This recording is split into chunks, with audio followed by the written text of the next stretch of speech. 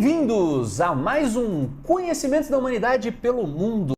Léo, tá um calor desgraçado aqui em São Paulo hoje, hein? Até parece que a gente vai falar de fogueira, não é? Pois é, mas antes de chegar na fogueira, quero ir para um lugar fresquinho hoje. Quero ir para um lugar invernal. Tipo, sei lá, América do Norte. América do Norte. Bem América pro do Norte. norte, assim. E numa época que é já frio. Frio. Tipo Dia das Bruxas, 31 de outubro. Olha aí. Onde estamos? Estamos em Salem, no estado de Massachusetts, nos Famoso Estados estado Unidos. de Massachusetts. Famoso estado de E é Massachusetts. Salem ou é Salem? A gente fala aqui no Brasil Salem, por causa da língua portuguesa, mas a cidade se chama Salem. Salem. Salem. E aí, o que rola lá? Porque a gente vê isso muito em seriado, filme, tá? A Cidade das Bruxas? Cidade das Bruxas, para quem acompanhou o seriado da Sabrina, vai reconhecer ali a cidade de Salem ou Salem como uma cidade que é reconhecida pelas bruxas e ela tem uma história meio macabra por ser conhecida como a Cidade das Bruxas. Porque é uma coisa assim, a perseguição às bruxas aconteceu no mundo ocidental, talvez no mundo todo. Por que Salem ficou conhecido como a capital do caça às bruxas? Porque a gente tem até o século XVII na Europa uma perseguição às bruxas, às fogueiras, aquelas mulheres que eram acusadas de bruxaria, principalmente mulheres, mas a gente já tinha meio que acabado isso estava começando a morrer na Europa, e aí em 1692 começou uma espécie de surgimento de bruxas nessa cidade de Salem. E numa cidade do lado, que era chamada antigamente de Vila de Salem, que hoje é chamada de Danvers. Essas duas cidades, então, eram ali na época uma vila grande, onde morava um povo ali muito religioso, protestante, muito religioso. E aí um belo dia, uma menina acordou ali e começou a dizer que tinha tido uns sonhos estranhos, começou a ter uns tremeliques, começou a ter umas coisas e começou a acusar algumas pessoas da cidade de bruxaria. Do nada, assim, acordou e falou, vou atrasar a vida dos outros. E começou a dizer que tinham bruxas na cidade e ela inicialmente indicou ali 3 mulheres como bruxas, 2 mulheres que eram muito pobres, né, viviam meio sozinhas, e uma outra que era uma escrava, que era uma ex-escrava, na verdade, era uma ex-escrava negra e que era acusada ali de bruxaria porque a religião dela era um pouco diferente da dos protestantes. E aí, assim, dá pra dizer que foi quase que uma escolha de linha editorial da cidade? Parece que Laurie Cabot foi uma autora e uma pessoa ali que foi muito importante nessa construção de Salem como uma meca da bruxaria ocidental? Ela fez isso, a Laurie Cabot é uma bruxa super famosa, está viva até hoje, está com 92 anos, se eu não me engano. É uma senhorinha, né? Sim, toda total, bruxinha mesmo. Bruxa total, mora lá em Salem. O que ela fez? Ela estudando o que aconteceu na época, Salem acabou ficando muito famosa porque virou um episódio de histeria coletiva. Essa menina começou a acusar pessoas, essas 3 mulheres, uma delas confessou que era bruxa, que foi justamente essa que era a escrava, enfim. As outras 2 não, mas aí, nesse período de crescimento dessa histeria dentro da cidade, 200 pessoas foram acusadas de bruxarias, inclusive homens. E aí, dessas 220 morreram. Várias na forca, uma senhora foi morta por esmagamento por pedras e algumas morreram na prisão. Então a gente tem a maioria morrendo na forca, e aí isso com o tempo foi considerado dentro dos Estados Unidos como uma grande histeria, como um grande exemplo de falhas em processos penais. E aí chegou no ponto que todo mundo que não gostava de alguém acusava o outro de bruxaria, até que um juiz lá da comarca chegou e falou, não, acabou essa palhaçada. Chega, vocês já foram longe demais. E aí um monte de gente inocente foi morta nesse processo. A Laurie Cabot, que é uma bruxa que vem da Wicca, que vem de uma bruxaria mais tradicional, ela resolveu homenagear essas pessoas. Então, de uns 20 anos para cá, 30, 20 anos para cá, alguns memoriais foram sendo erguidos na cidade. O local das execuções, que hoje é na cidade de Danvers, ele foi reconhecido.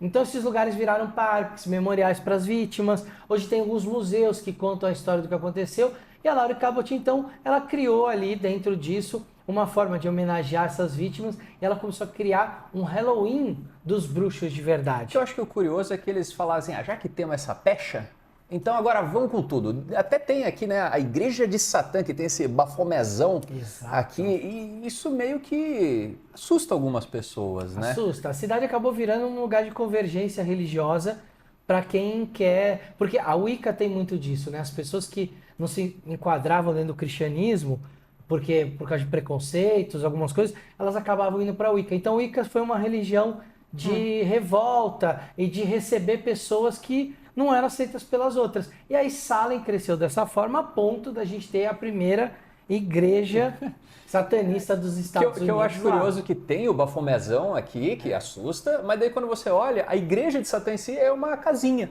É uma casinha. Tem muita coisa para ser desmistificada aí, né? De o que é o satanismo, por assim dizer. Então vamos lá. Esse bode gigante aí, que a gente chama de Bafomé, ele foi criado por um ocultista do século XIX chamado Eliphas Levi. Ele, na verdade, é uma condensação de conceitos ocultistas. Ele não tem nenhuma ligação com o demônio, com o diabo, com o Satã. Mas ele acabou sendo associado pelos cristãos que tinham medo dessa imagem. Começaram a dizer que ele era o Satã. E aí a igreja luciferiana, a igreja satanista, acabou adotando essa imagem. Mas vamos lá. O que é que essas igrejas pregam? Elas não pregam o anticristo.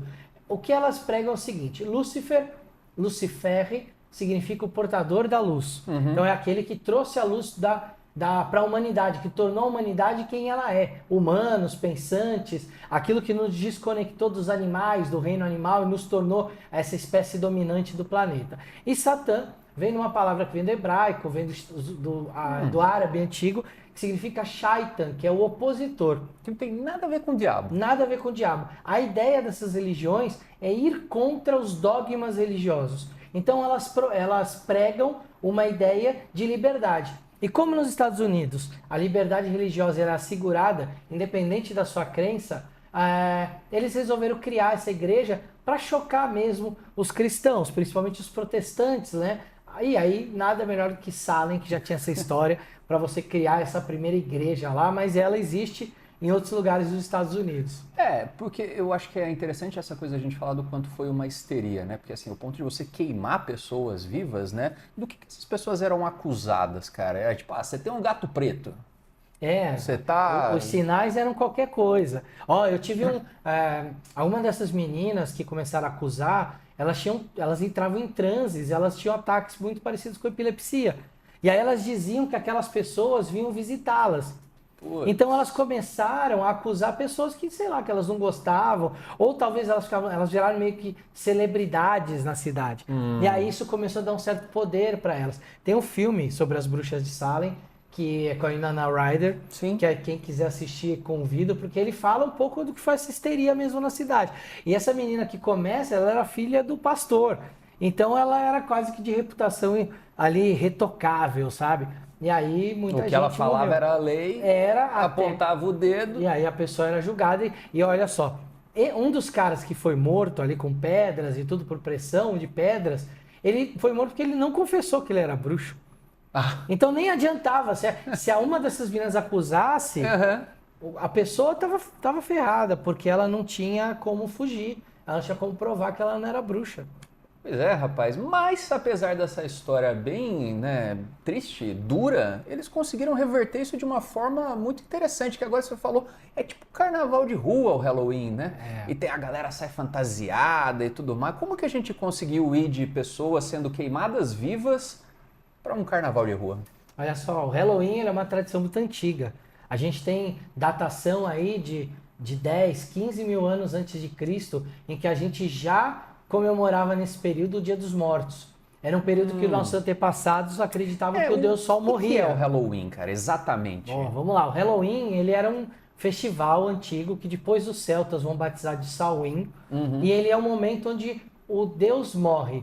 E o Deus era o Sol. Então era um momento onde o Sol dava o seu último suspiro ali naquele momento.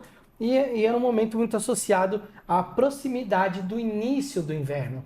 Então, era um momento em que, como o Sol morria, nossos antepassados acreditavam que a ponte de espadas que ligava o nosso mundo para o mundo dos mortos, ela abaixava e a película que dividia esses mundos, ela deixava de existir. Então, os mortos vinham visitar os vivos. Então, começa como um culto aos antepassados. Só que você não queria receber qualquer espírito na sua casa. Sim. Então você começa a criar uma tradição de ter nabos com velas, depois as abóboras, né? O Sim. Jack-o'-lantern. Aí começa a nascer daí a tradição do gostosuras ou travessuras, porque é o espírito que vai na sua casa e se você não der alguma coisa para ele, ele vai ficar lá e vai aprontar alguma coisa. Então o Halloween ele vem de muito antes. E aí ele vai tomar a cultura americana, porque ele vem com os protestantes, ingleses e irlandeses para a Europa, para a América do Norte.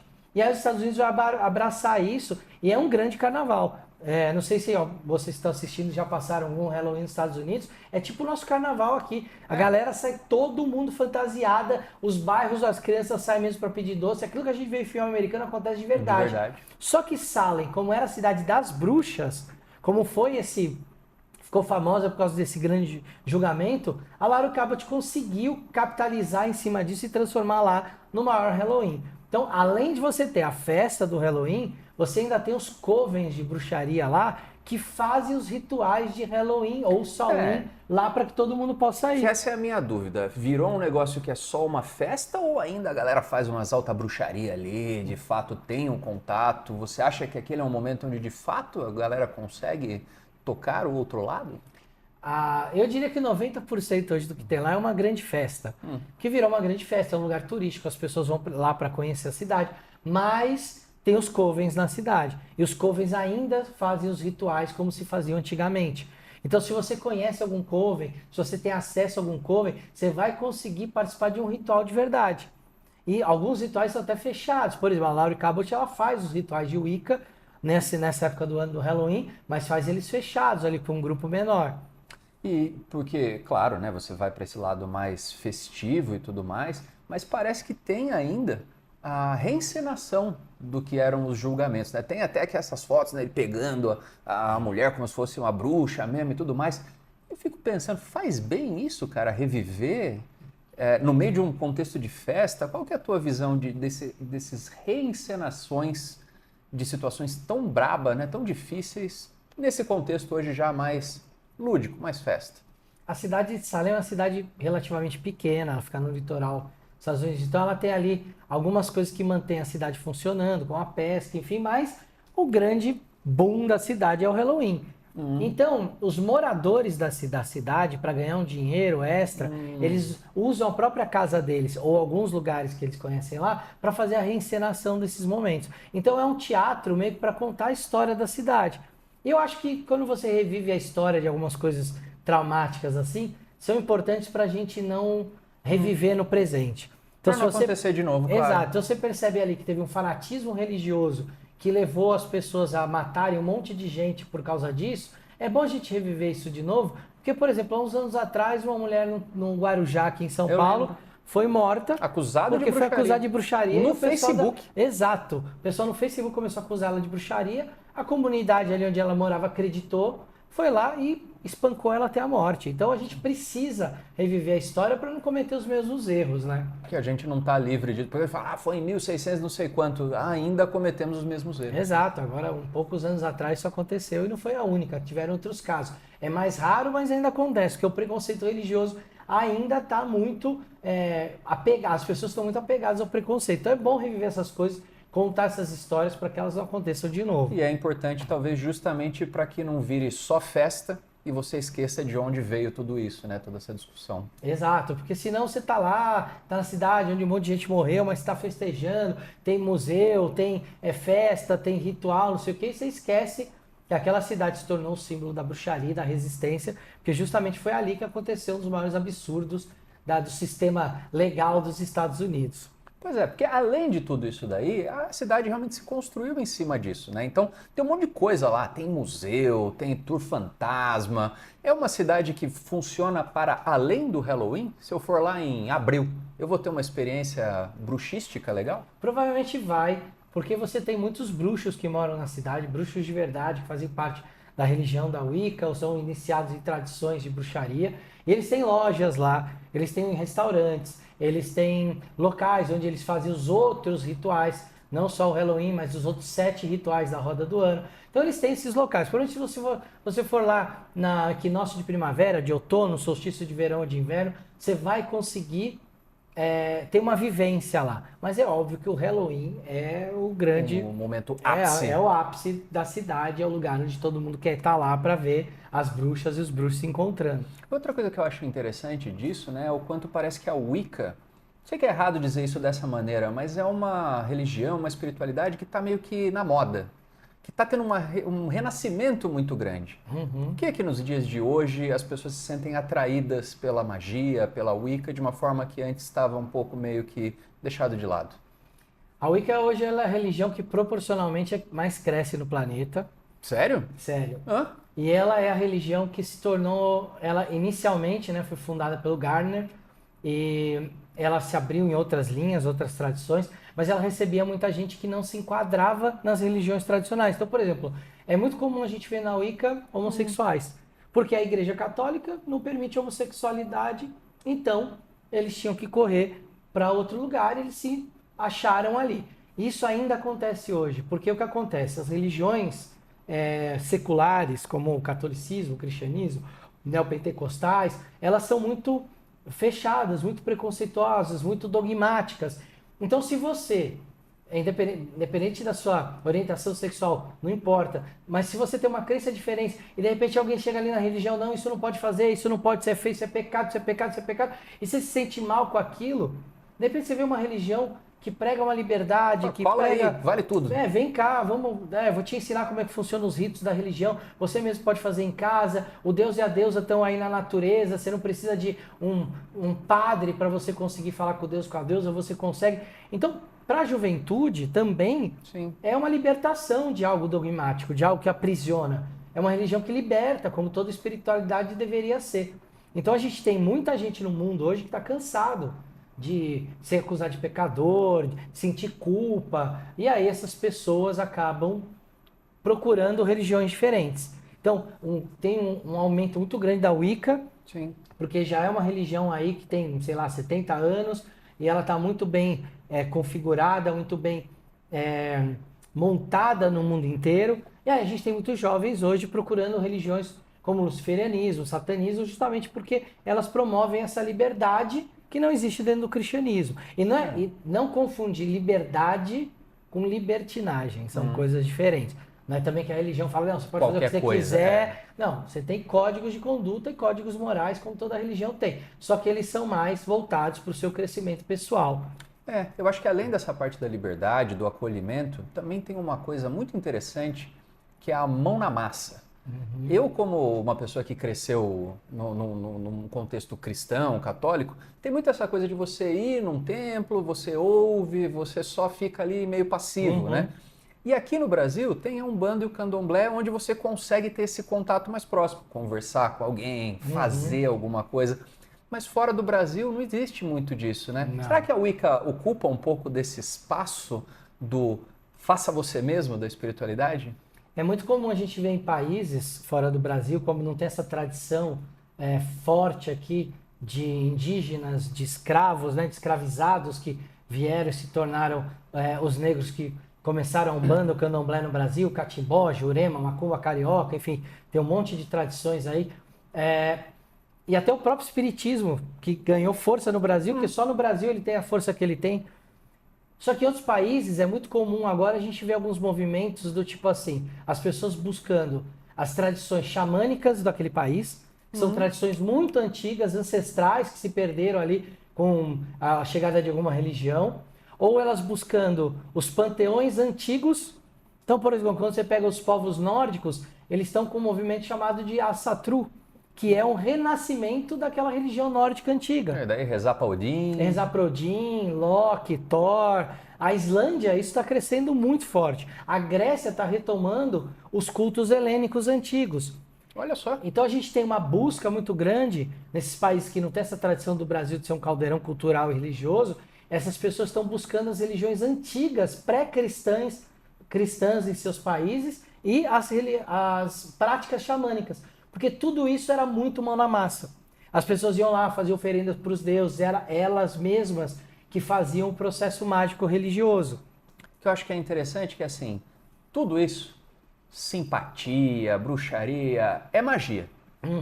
E aí as pessoas têm uma visão de que magia é o Harry Potter, é soltar um Hadouken do Ryu, mas não é isso que é magia, né, Léo? Você, por exemplo, você é um mago? Eu pratico a magia como uma filosofia de vida. E o que é magia? A magia, gente, ela é a forma que nós seres humanos temos que, através da nossa consciência e da nossa intenção, moldar e mexer na nossa realidade. Então, se eu quero mudar a minha realidade, se eu estou consciente e coloco uma intenção em algo, é um ato mágico. Todo ato consciente, então, com uma intenção, é um ato mágico. Isso é uma filosofia de vida, porque, primeiro, a gente se torna mais consciente de tudo aquilo que a gente faz. Então, você vai largar o celular em algum lugar, você fala, estou largando meu celular aqui. Você não vai mais perder aquele celular, porque você está consciente de tudo que você está fazendo. Quantas vezes a gente não entra no automático e esquece o que a gente está fazendo ou não presta atenção?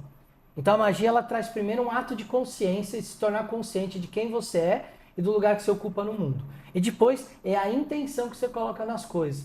E aí isso de alguma forma te muda fora e dentro. E isso é um ato mágico. Então tudo que a gente faz no nosso cotidiano, por exemplo, eu estou aqui com meus 40 anos, preocupado com os meus próximos 40 anos, e fiquei doente até pouco tempo. E aí estou um pouco mais fraco. Se eu pego e falo, agora eu vou começar a fazer academia, dia sim, dia não, porque eu quero ter uma saúde melhor e colocar uma intenção nisso. Uma coisa básica como essa é magia? Pode ser um ato mágico. Porque mesmo os atos mais simples, quando a gente tem consciência do porquê a gente está fazendo e faz com uma intenção, eles se tornam. Quer ver um exemplo que acho que você vai gostar? Quantas vezes a gente não come uma comida rápida porque tem que almoçar, tá no trabalho, não sei o quê. Poxa, quando você se torna consciente do ato de comer, você sabe o que você está comendo, quais são os alimentos, no que eles são ricos. Ou seja, o ato de se nutrir passa a ser um ato mágico. A consciência do que você está fazendo na hora que você come pode te ajudar a ter, por exemplo, no almoço eu comi muita proteína. Estou precisando de um pouco de carboidrato, deixa agora na janta eu comer um pouco mais. Esses atos em que a gente vai intencionando, eles vão mudando a nossa realidade de alguma forma.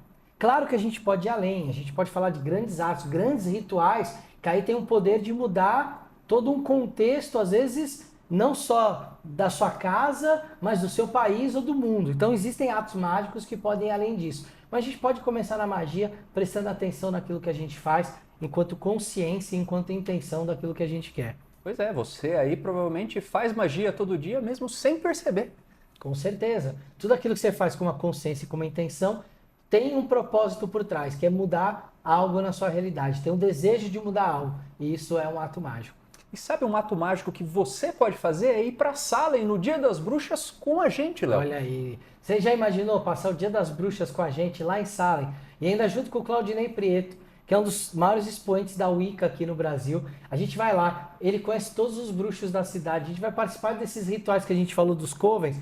A gente vai participar junto com os covens dos rituais. Ou seja, a gente vai fazer uma grande festa lá do Halloween, mas também com um lado mágico e bruxesco que a cidade tem para oferecer. Pois é, se quiser conhecer esse pacote é só acessar cdh.tv.br/viagens. Pode ir para Salem, pode ir para o Egito, pode ir para a Índia e pode assistir o nosso programa na semana que vem. Exatamente, semana que vem a gente vai trazer mais alguma novidade aí do CDH pelo mundo. Um beijo.